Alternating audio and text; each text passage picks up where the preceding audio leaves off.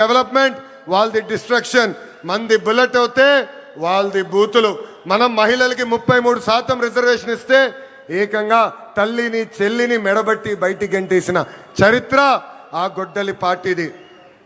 ప్రజలందరూ ఒక్కసారి ఆలోచించాలి. జగన్ ఆయన పేరులో జీ చూసి జెన్జీ అనుకుంటున్నాడు. జగన్ పేరులో ఉన్న జీ గొడ్డలి, అందుకే ఆ పార్టీకి గొడ్డలి పార్టీ అని ఈరోజు పేరు పెడతాం జరిగింది. జగన్కి సిసిడి జబ్బు ఉందండి. సిసిడి అంటే ఏంటో తెలుసా? క్రెడిట్ చోరీ జబ్బు, క్రెడిట్ చోరీ డిసార్డర్. ఏకంగా పేపర్లో వార్తలు వచ్చినాయి, ఆంధ్ర రాష్ట్రానికి ఆర్సిలర్ మిత్తల్ ప్రాజెక్ట్ వస్తుందని. ఆయన ప్రెస్ మీట్ పెట్టి ప్రాజెక్ట్ రావట్లేదు, పక్క రాష్ట్రానికి వెళ్తుందని చెప్పారు. గౌరవ ముఖ్యమంత్రి గారు, ఉప ముఖ్యమంత్రి గారు ఆ ప్రాజెక్ట్కి శంకుస్థాపన వేస్తే లేదు నేనే ఆ ప్రాజెక్ట్ని తీసుకొచ్చానని ప్రెస్ మీట్లో చెప్పే పరిస్థితి మనందరం చూసాం. ఇంతేకాదు, ప్రపంచం మొత్తం తిరిగి పెద్ద ఎత్తున గూగుల్ని మన రాష్ట్రానికి తీసుకొస్తే వాళ్ళు అడ్డుపడ్డారు, కోర్టులో కేసేశారు. కానీ ఇప్పుడు ప్రెస్ ముందరికి వచ్చి మా వల్లనే గూగుల్ ప్రాజెక్ట్ వచ్చిందని చెప్పుకునే పరిస్థితి. ఇంకా కొన్ని సంవత్సరాలు పోతే ఆగస్ట్ 15 నాడు భారతదేశానికి స్వాతంత్రం తీసుకొచ్చింది మా తాత అని చెప్పుకునే పరిస్థితికి సిసిడి జగన్ వస్తారు. జగన్ కొన్ని కంపెనీలు తీసుకొచ్చాడు. ఆ కంపెనీ పేర్లు మనందరం మర్చిపోయాం. ప్రజలందరూ ఒక్కసారి గుర్తు చేయాలనుకుంటున్నా. ఆ కంపెనీ పేర్లు Andhra gold, president medal, gold medal.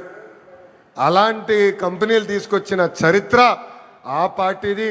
Google, Arcelor Mittal, royal Enfield fighter jet తయారు చేసిన పరిశ్రమలు తీసుకొచ్చిన చరిత్ర మా ఎన్డీఏ ప్రభుత్వాన్ని.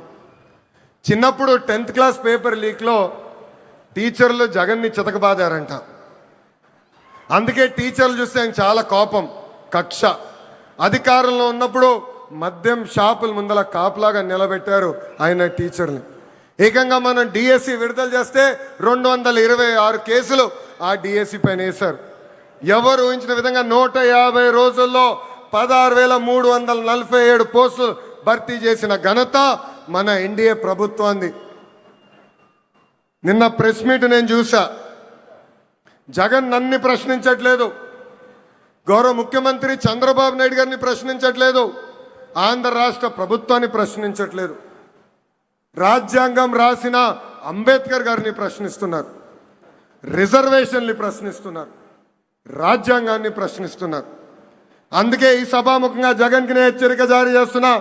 మీరు ఎన్ని జన్మలు ఎత్తినా డిఎస్సి పూర్తి చేసి ఇచ్చిన హామీ నిలబెట్టుకున్న ఘనత మాది. మళ్ళీ డిఎస్సి నిర్వహిస్తాం. నిరుద్యోగ యువకులకి పెద్ద ఎత్తున ఉద్యోగాలు కల్పించే బాధ్యత ప్రజాప్రభుత్వం తీసుకుంటుంది. ఈ జగన్కి కనీసం దేశభక్తి అన్న కూడా లేదు. మేమందరం పోరాడి పెద్ద ఎత్తున సాగర్ డిఫెన్స్ అన్న పరిశ్రమని ఆంధ్ర రాష్ట్రానికి తీసుకొచ్చాం. వాళ్ళు ఏకంగా భారతదేశం డిఫెన్స్ కోసం బోట్లు తయారు చేసే పరిశ్రమ. కావల్లో కనీసం 1000 మంది మత్స్యకారుల పిల్లలకి ఉద్యోగాలు ఇచ్చే పరిశ్రమను మేము తీసుకొస్తే ఏకంగా వాళ్ళపైన ఆరోపణలు చేసి ఆ పరిశ్రమను కూడా తిప్పి పంపించాలని ప్రయత్నించారు. ఇప్పుడు విశాఖ ఉక్కు పైన కూడా మాట్లాడుతున్నారు. 2 సార్లు విశాఖ ఉక్కు సంక్షోభంలో పడితే ఆ ఉక్కు ఫ్యాక్టరీని కాపాడిన ఘనత, చరిత్ర ఒక ఎన్డీఏ ప్రభుత్వాన్ని.